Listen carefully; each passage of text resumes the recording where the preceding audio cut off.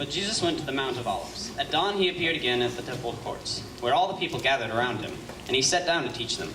The teachers of the law and the Pharisees brought in a woman caught in adultery.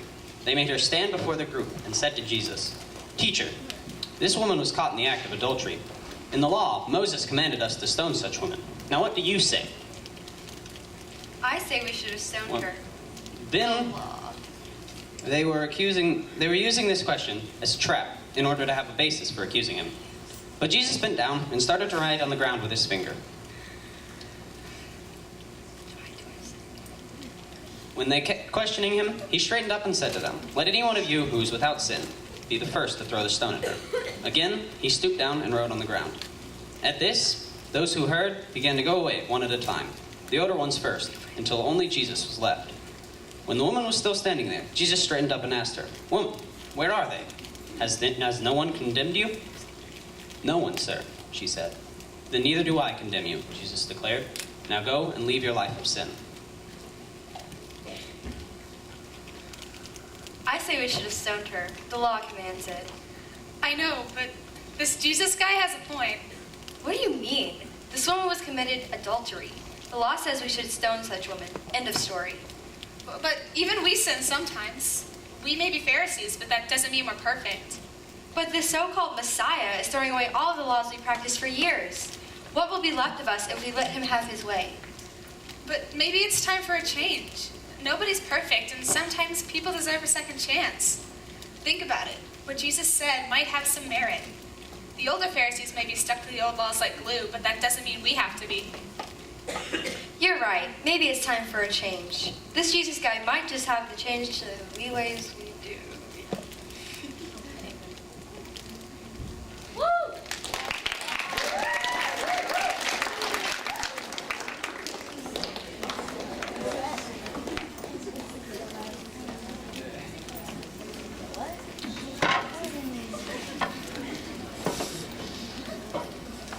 We're all right over there? All right. So here we are, week 3 of Jesus Is. The first week, Lindsay talked about Jesus is friend. Someone got it? Let's say it together. Jesus is friend. The second week, 2 weeks ago, I talked about Jesus is grace. Jesus is, let's say it together, grace. And so we talked about Jesus being our friend and what that means in our relationships, and what that means about the person of Jesus. And then last week the week before us, I talked about Jesus as grace and Jesus actually being and embodying grace for us. And this week we're going to talk about Jesus is the way. So let's say that Jesus is the way. Thank you for listening and being here with us. So when I think about the way, what I really think about first is being lost. Because if we don't know the way, then that means we don't know where we're going, right? And what just happened here was we had two characters playing the Pharisees, right? And the Pharisees, I've compared them this whole time to what people to us? Police, right? Okay, so the police, right? And they were stuck in their ways, and they were talking about maybe slightly changing their way because of Jesus. And tonight we're going to look at Jesus being the way. So how many of you have ever been lost before? Anyone? You've been lost. When we get lost, what are the things that we seek out? If some of the parents and small group leaders in here may have first thought of a map, right? They may have looked at a map when they got lost. Some of y'all don't even know how to unfold a map now. Some of the even older folks may have said, I used a compass. Surely none of y'all know how to use one of these because, okay, some Boy Scouts and Girl Scouts in here are getting upset, obviously. And we do not know how to use these things because we all have these things, right? And of course, I don't know how to do the next one because I'm a guy, and that would be stopping and asking for directions. Oh my God, that was I knew someone would get it. I keep putting these references in here and someone would get them. So when we get lost, we have things that we go and look for direction from, correct? We go and we look at a map, or we use our iPhone. Hey, y'all that are talking, I do this because I really love attention. So pay attention to me, please. When we get lost, we have these avenues that we go and we seek out. We go and we try to find our way through a map or a compass if we're really old school, or our iPhone. And maybe if we're really desperate, we stop and ask for directions. So I grew up on the water. My mom always had us out on boats, and I lived on the coast as a kid, and I grew up out on the lake and was just always in water, and I'm very comfortable in water. I'm very comfortable driving boats. And so one weekend I was out at the lake, and there was it was kind of a reunion of some good friends of my wife and I's. And so we were out there at the lake, and we knew that there was this restaurant on the other side of the lake. And so we decided, we're like, let's not cook dinner tonight. Let's all get on the boat, and let's drive out to this restaurant. We can dock right there and go in and eat, and it'll be wonderful and great. And we're all like, awesome, this will be fun. And so we make the trek across the lake. It's about a 25-minute boat ride across the lake. And we go and we eat dinner, and we have a great time. And in the meantime, I, the boat captain, am watching the sun fall lower and lower and lower, and I know two things at this point. I know number one, that I'm very low on gas, and I know number two, that some of the lights on the boat don't work. And so I'm growing slightly fearful at this time. But in the back of my mind, I'm like, Adam, you've done this for years, you'll be fine. So we all pile back on the boat. The sun is down, so it's gotten kind of chilly.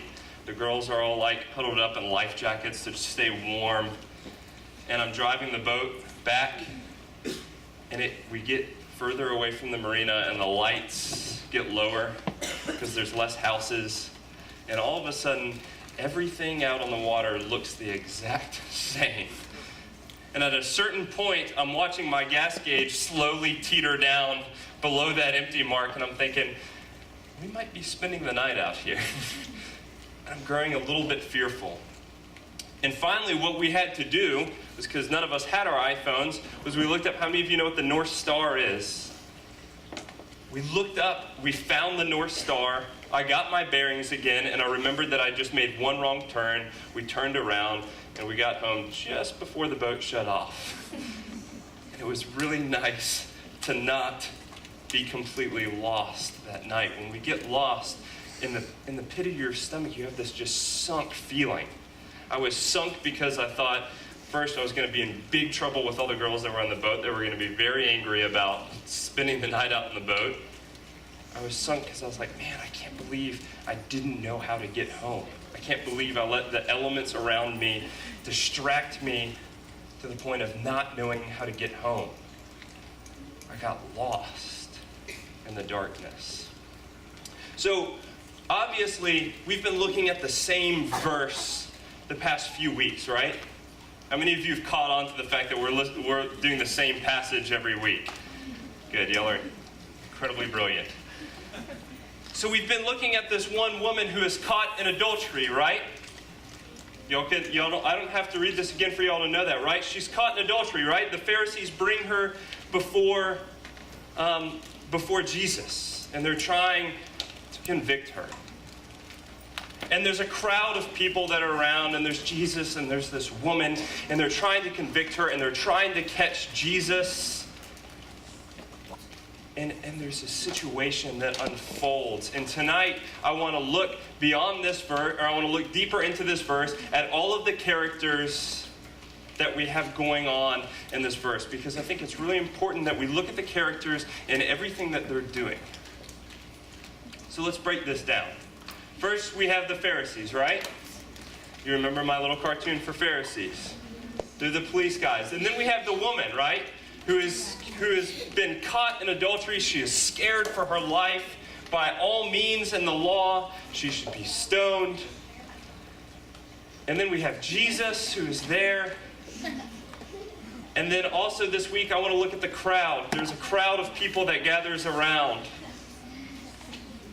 I mean, the first thing I imagined when I imagined a crowd was a crowd seeing Justin Bieber. Who does not imagine that? So there's the Pharisees, the people who are trying to convict her. There's the woman caught in sin.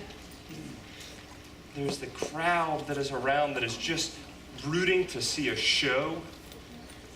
And then there's Jesus. And so I want to look at all of these characters and what is going on with them. So first, let's look at the Pharisees. The Pharisees, as we've seen unfold the past few weeks, are what? They are stuck in their ways, right?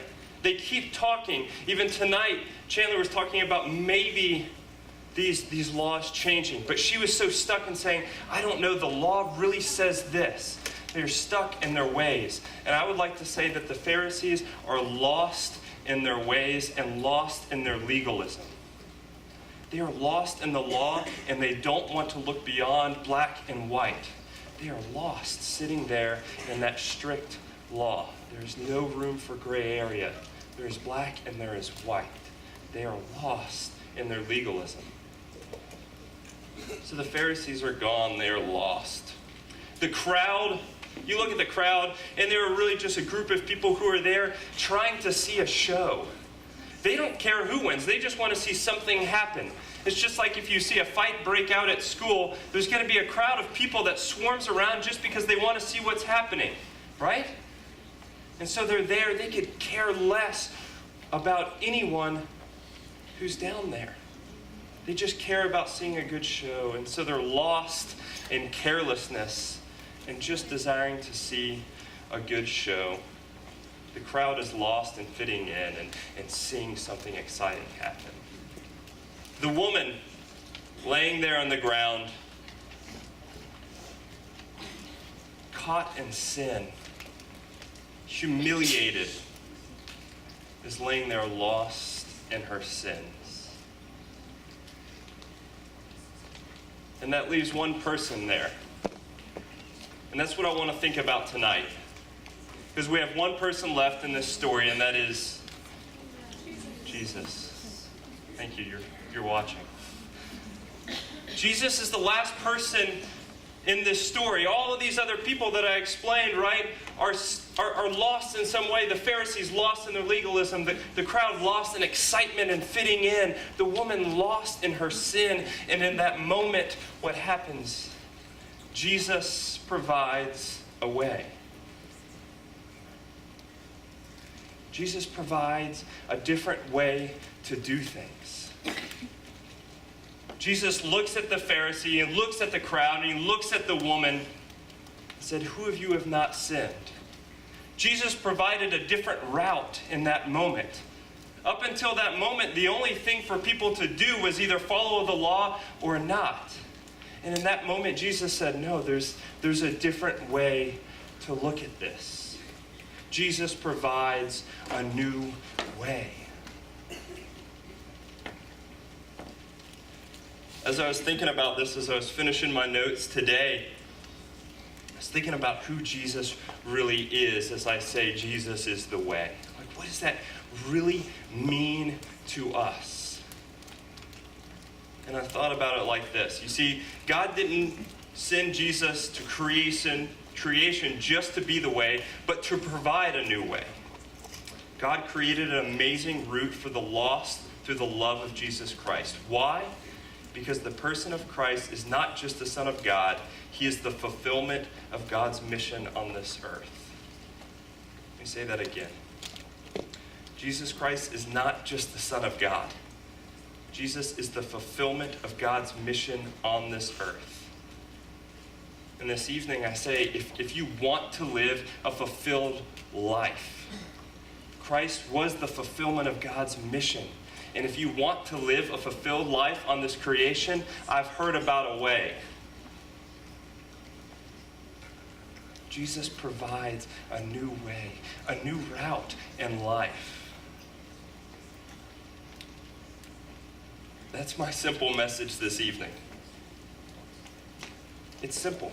This whole week we've been breaking it down at the end of saying Jesus is our friend. And then last week I said Jesus is grace. It doesn't get more simple than that. And this week it gets a little more simple. Jesus is the way. Jesus is the way to a fulfilled life. Jesus provides a way when we are lost. Jesus gives a purpose. Jesus is the fulfillment of God's mission here on this creation. And through his love, He provides a way for us to be a part of that. He provides a new way that we've never seen before. A way that starts to shatter the images that everyone in this creation creates and makes us think is right. So I'm about to ask Lindsay and some small group leaders to pass some things out for me. And so as they come and start passing those out, I want us to think. And I want to create a few minutes of reflection time for you to think about this question. What areas in your life do you need Jesus to be the way? And I know a lot of you right now are thinking like, Adam, man, that's kind of a lame question. But I don't think it is, because I guarantee that there's people in this room right now that at one point or another in their life have thought, man, I wish there was just something in my life that made me feel like I had a bigger purpose. Made me feel like there was something that I was supposed to be doing, that I had a direction in my life. And some of you in this room have had that conversation with God before and have said, yeah, God, you are giving me a way in my life, and I love that, but somewhere along the lines, you got mixed up with something. Some of you are sitting there deep and lost so deep in some sort of sin that you don't even know what to do to see the light again. And I want to provide you an opportunity before you head into your small groups. I want you to provide an opportunity to go ahead and write whatever that is right now on paper. Write it down before you go to your small groups. I don't want you to forget it. Whatever it is that God is laying in your heart right now, write it down. If that's something as simple as everything, man, write down everything. I would love for you and your small groups to spend some time talking about how you need God to be the way in all areas of your life. Or maybe there's this one thing that you're struggling with, and you might be a little bit scared to write that on paper because that means you're verbalizing it to yourself and some other people. But I encourage you right now that these small groups are made to be a covenant group, a safe place for you. And I encourage you to write those words down on paper now. I'm going to pray for you, and please take a few moments of silence as Dana sings for us to really think about the areas of your life that Jesus needs to be the way. What areas have you cut him off? What areas are you denying him control in a passage in your life? Let us pray.